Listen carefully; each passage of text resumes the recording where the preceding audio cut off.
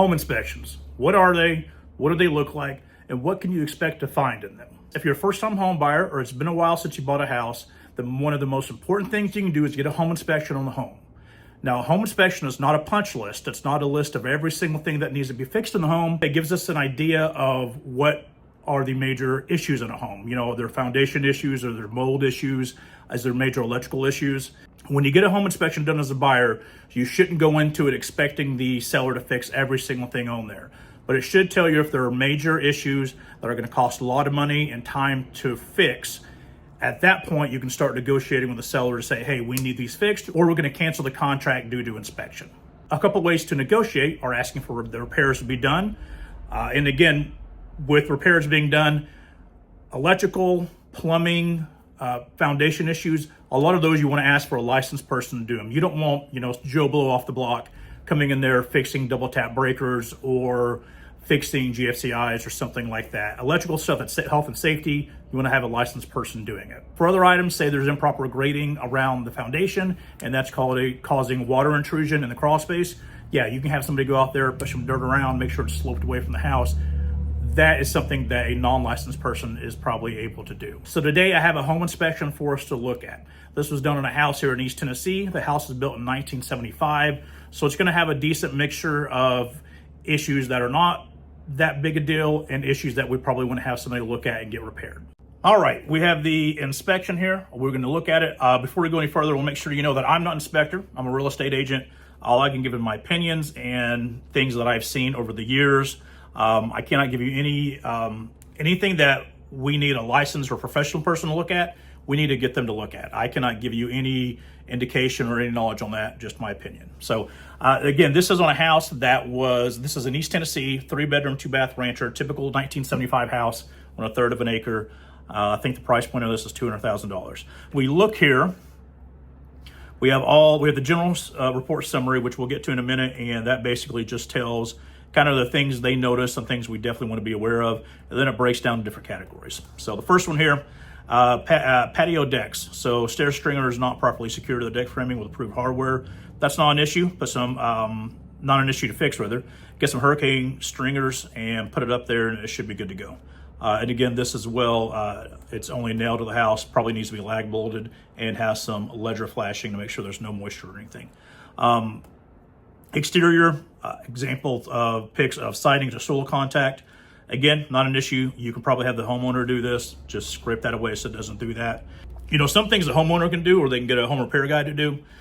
Other things you definitely want a licensed electrician or a licensed general contractor to do, or like a foundation expert. And we'll get into that in a minute. We'll see some examples there. This right here, recommend installing drip edge flashing, prevent moisture intrusion. You can definitely have a licensed roofer do that, or if somebody knows what they're doing, they can do that themselves. Definitely want to get that fixed though, because if you let moisture in, moisture is the enemy of houses. Once it gets in there, rot, decay happens, and then you're replacing boards, frames. It's not great. Smoke detectors, not an issue. Definitely just have those replaced, put new batteries in. So here's the first thing we're talking about in terms of having a licensed person do that. So example pic of a double tap breaker. Again, just in my opinion, I'm not a licensed electrician at all. I believe what that is 2 circuits that are on the same breaker. So that is kind of a no-no. I believe it can overheat and possibly cause an electrical fire. You definitely want to have a licensed electrician fix that. GFCI receptacles need weatherproof receptacle covers, not an issue. That's not that big a deal. This is a major deal. HVAC unit failed to reach desired temperature during inspection. So that means that the inspector went in there and, I think it's about 40 degrees here in East Tennessee right now. This inspection was done yesterday, by the way. And they wanted to get the house up to 67. The inspector's there for a couple hours. He turns the HVAC on at the very beginning. It doesn't get up to 67. So that means the HVAC is weak, or it's failing, or it's just not serviced properly. HVAC units are a major cost item. We just had our heating package outside stop working. The fix was a very small O-ring gasket on the side, not that big a deal. But in order to fix it, they had to evacuate the system of Freon and then charge it again with Freon. So all in all, it cost about $600 to do. And that is a fairly cheap heating package HVAC repair. If you have to replace it, it could get in the $5,000–$10,000. So definitely want to have them service it, have somebody go out there and look at it, see why it's not getting up to desired temperature. It could be this, actually, air filter not installed at time of inspection. So it's a simple fix.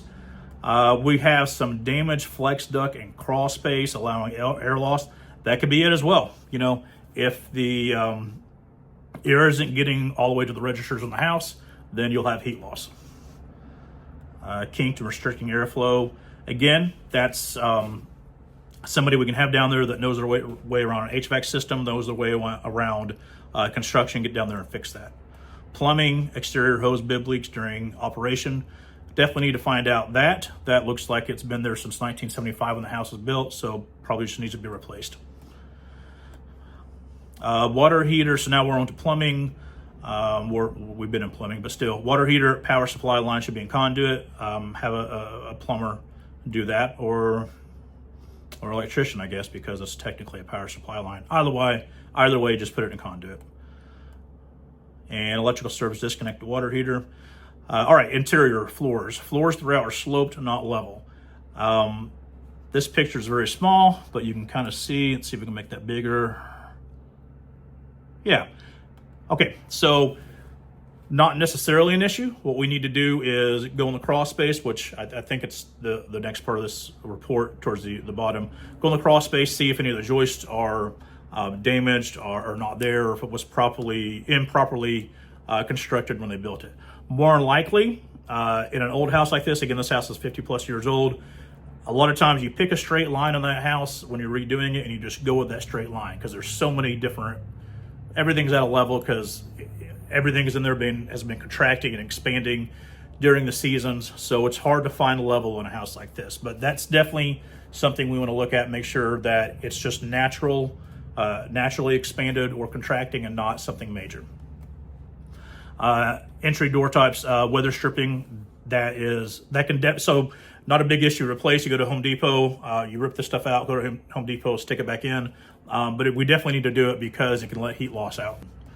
GFCI outlet behind range, need it relocated. Okay, that's something we can do as well. No anti-tip device installed at the time of the inspection. That's important because a child can get up there, pull in the stove or oven, have it come down and crush them. So we need to get that taken care of. All right, laundry. Cold water supply valve for the washing machine was leaking at the time of inspection. Again, just get a plumber in there to replace that, figure out why it's leaking.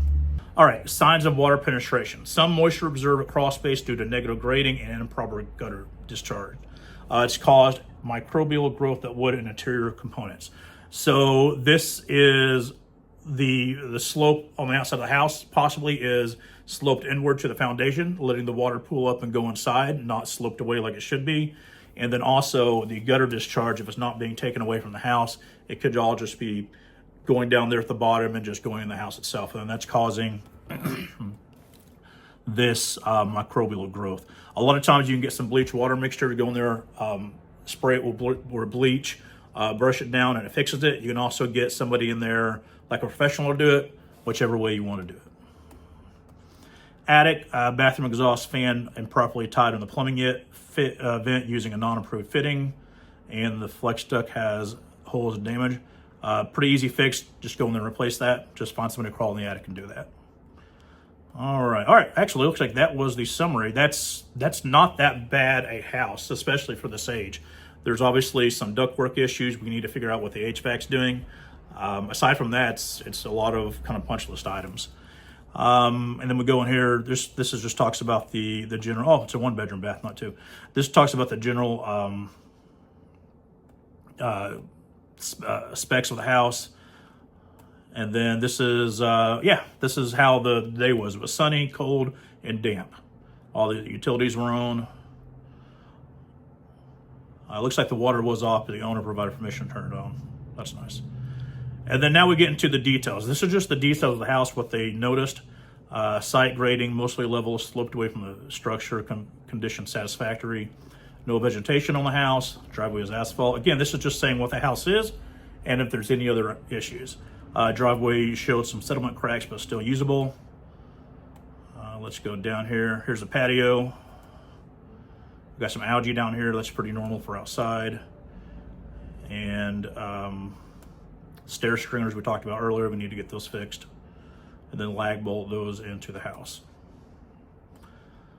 That is a shed out there that was not part of the general inspection. They have pictures of the house. They take pictures of everything they do, and they send this to you, to the buyer, once it's done. This is the soil contact again. Let's look at the roof. So they say, all right, talked about the drip edge flashing, need that. And okay, here you go. So yeah, so we need all the gutter downspouts at least 5 to 6 inches downhill from the foundation. So see, this is what he's talking about, improper discharge of a gutter. Water just rushes down here and it goes straight into the crawl space eventually as it seeps. So that's fine. That's pretty easily fixed. Roof covering showing normal wear for age and overall adequate condition at time of inspection. Garage comments show some silhouette cracking but still usable. And then this gets into electrical. Then they're going to check the electrical box, make sure everything is good here. That's where they notice that double tap breaker, so we'll want to get that fixed. Thermostat on the HVAC was operational at time of inspection, and that failed to reach the desired temperature. All right, so that is your basic inspection. This was a pretty good one, aside from the HVAC issues and some of the moisture intrusion in the crawl space. It's a pretty good house, especially for being 50 years old. If you're looking to buy a house and you have any questions about the inspection, how to get it done, who to trust, reach out to me. I'd love to help you all out.